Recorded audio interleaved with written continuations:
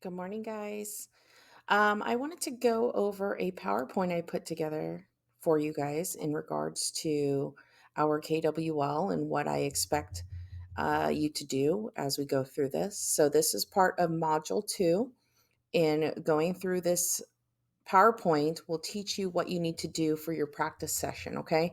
So, I've tried to make it kind of short for you. Let me know if you have any questions or concerns, but you should be able to work your way through it pretty easily.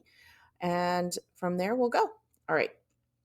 So, we're going to be talking about KWLs and their place in primary sources and how you can use them to help with reading strategies and things of that nature. Okay. So, first things first, what is a KWL? Well, it's a chart. It's a reading strategy that you're going to use to categorize information. And what I mean by categorize information is what do I already know? What do I want to know? And then when you're all finished with it, what have you learned? Are you answering the questions that you asked? So we always know something. We may not know a whole lot. We may be able to only just look at the topic and guess, but you're always going to be able to take some of your background and put that information into the know column. Now, for my KWLs, and when you're working with it within my context in my class, I expect you to list at least 5 things for each column.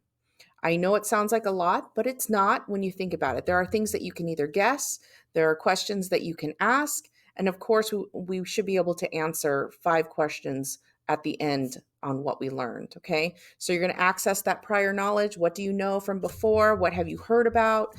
Anything like that. You're going to dig in and you're going to ask some really critical questions: the who, what, why, when, where, and how, those types of things. And then you're going to look at this information after you've researched or you gathered stuff, and then you're going to figure out, okay, what did I learn or observe?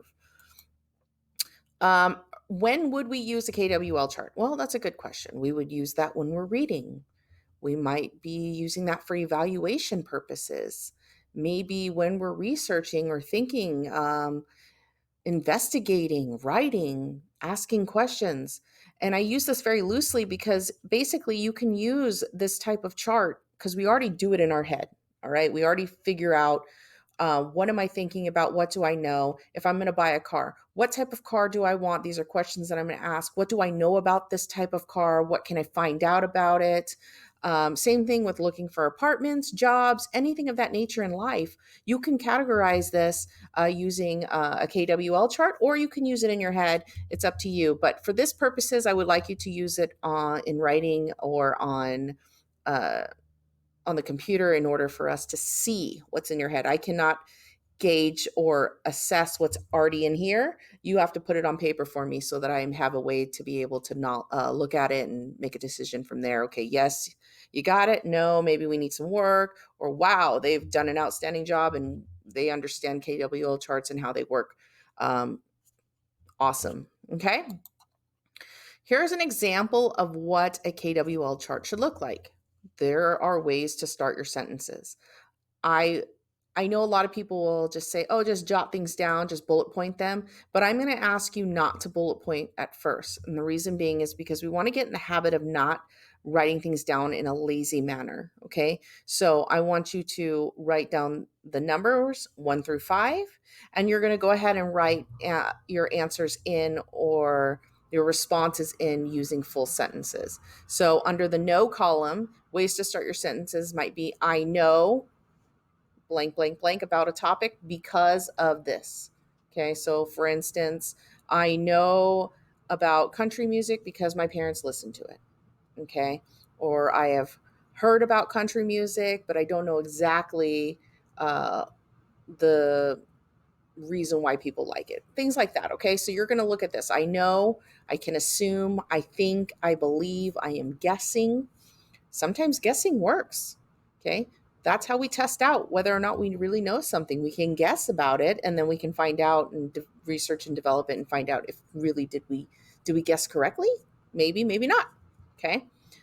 Questions to include: the who was involved, why did something occur, how did the event unfold, where did it take place? What were some reasons and when did it happen?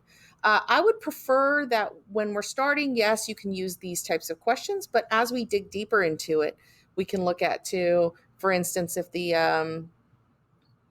if the topic is cars, okay, what is the benefit of this type of vehicle versus this type of vehicle? Okay, so those are just some things to keep in mind. Now, at the end, in the learn section here, and I'll move my picture here, but under the learn section, you're going to look at the sentences about what you learned. So again, we're writing full sentences, answering these questions. Who's involved? Blank was involved along with. Okay, the event happened because this is a why answer, a how answer, a timeline of the event show. Okay, so these are all different ways that you can answer the questions that you ask. Okay, I expect them to be in complete sentences. Like I said, we are not going to get any points for laziness in this part. We're going to learn how to do it correctly. And then as we get better at it and we get more familiar with it, then if you want to shorthand it later on in life or later on in the sessions, that's fine. Okay. All right. So really quickly, you're not going to use this. It's obviously a screencast. So I'm just showing you what your practice will be in the next module, okay, or in the next unit within the module. So they're going to have a PowerPoint that shows you a Let's Practice form and the Know, Wonder, Learn section, okay? And unfortunately, let me see here. I'm going to make this so that it is not in the slide, because when you're looking at it, you're going to see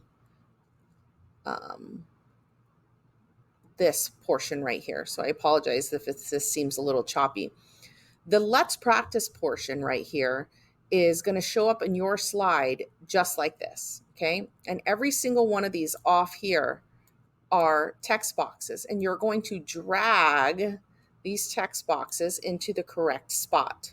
Okay, I know it looks rather easy and simple, and that's great. If you look at it and you're like, this is so easy, but remember, I'm going to be grading on whether or not you put them in the correct boxes. Okay, so if you need help with that, you're going to need to go back to the PowerPoint that has this information here. Okay, so it's based off of this exact chart, and then you're going to practice it in this section. Okay, and then another version of this is going to be a typable version for you in your PowerPoint. It's going to be a let's practice as far as typing in your answers. Okay, so the topic is going to be birds. What do I know about birds?